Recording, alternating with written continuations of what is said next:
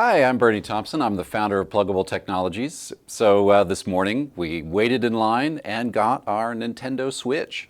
Pretty exciting game console. People are really kind of enamored with what Nintendo has done here, and I wanted to go over it a little bit. So the Switch is really interesting because a lot of us believe that long term we're going to carry our computers in our pockets, and we're going to dock our computers when we want to use them with a mouse and a keyboard and a big screen.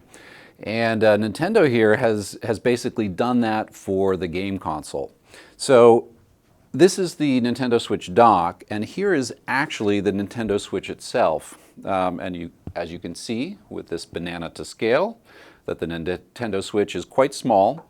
And then they've kind of extended this whole switching concept not just to the screen, and which has a NVIDIA Tegra processor in it, but also to the controller itself.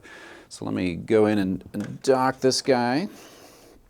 So the controller also kind of pops out. You got two sides that independently communicate via Bluetooth with the Switch. And I'll pop this guy out of here. And so we can take the controller portions out of this, basically this piece of plastic, and put it on the Switch and now play completely portable, completely mobile. And then press the buttons and get the piece of plastic again and put those in there.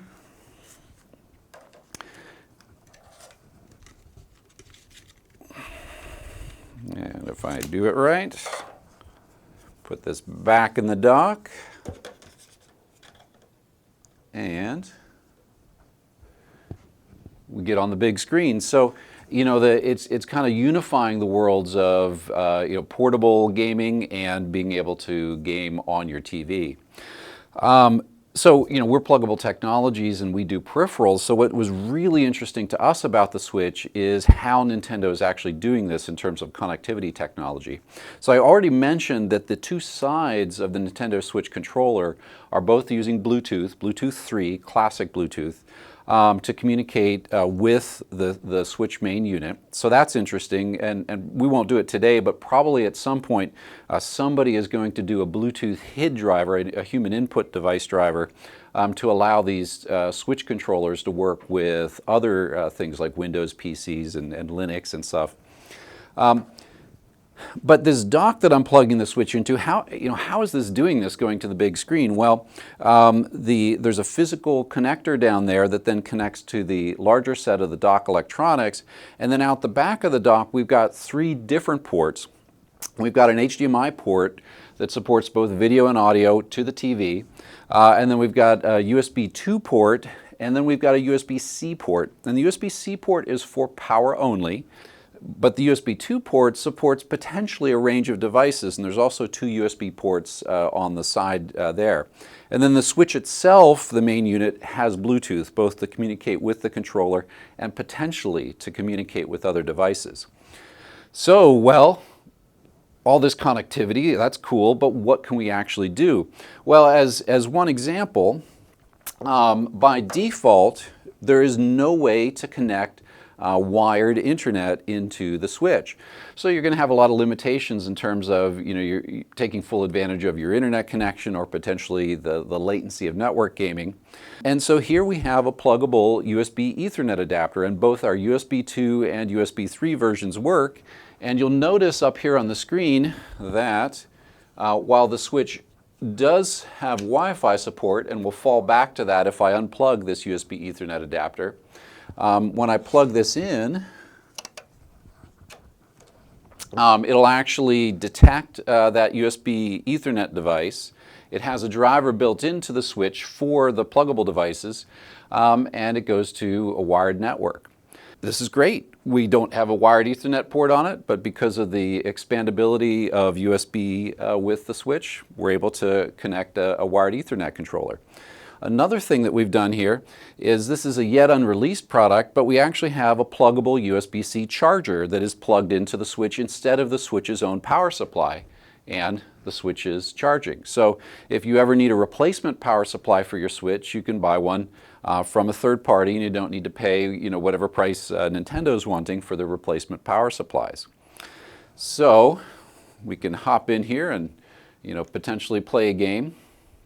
Press A when we're ready. Okay, so we'll see this game.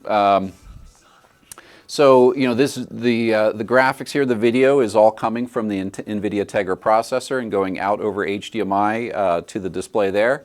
And so I kind of can get this big screen gaming experience.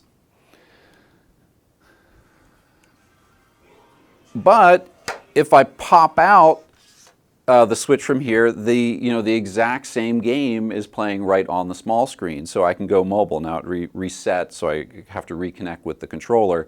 But basically, I can hop right into the same game in mobile mode. So a couple of the other things that we tested that might be of interest is we tested USB audio, connecting in a USB audio device so that I could potentially have a headset or a speaker. And that appears to not work with the Switch. As far as we can tell, at the moment, the audio is really, when you're in the dock, is dedicated to be directed out over HDMI. And when you're just using the Switch in portable mode, it's either coming out the unit speakers, or there's a 3.5 millimeter jack that you can plug a headset in, and so you've got to use that. As far as we know, Bluetooth audio is not supported on this, so at least at the moment, the Bluetooth is support in there is kind of dedicated for the controllers. We tried connecting USB mass storage devices, other flash card readers, to the USB ports, and so far it appears that the 32 gigabytes of internal memory plus the SD card slot on the unit itself are the only two places that the Switch can access storage. So we can't it would be kind of neat to potentially connect in a hard drive or something like this to the Switch. Apparently it doesn't support USB mass storage on any of the USB connections.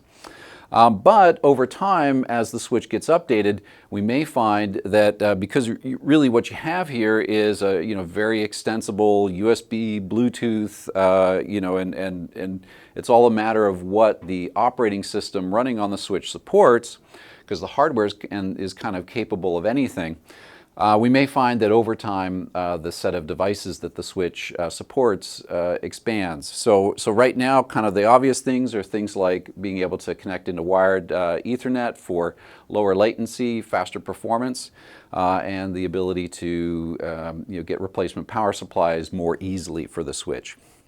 So there you go. Nintendo's done an amazing job with the Switch. They have this great hardware expandability with USB and Bluetooth, the ability to connect up and use third-party chargers, the ability to connect in USB Ethernet controllers like the ones from Pluggable.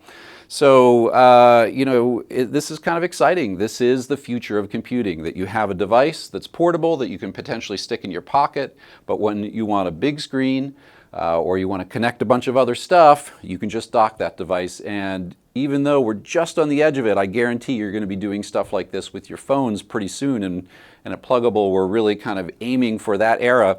But here we are with the Switch, with what Nintendo's done, and it's really kind of done that for the gaming world. So, hope this was interesting. If you have any questions at all, please feel free to ask in the comments below. Thanks for watching. So they say they put bitterant on the Nintendo Switch cartridges so kids wouldn't eat them. I wonder if banana would cut the taste at all. Well, here we go. Let's try it out. Oh, pretty sweet. Oh!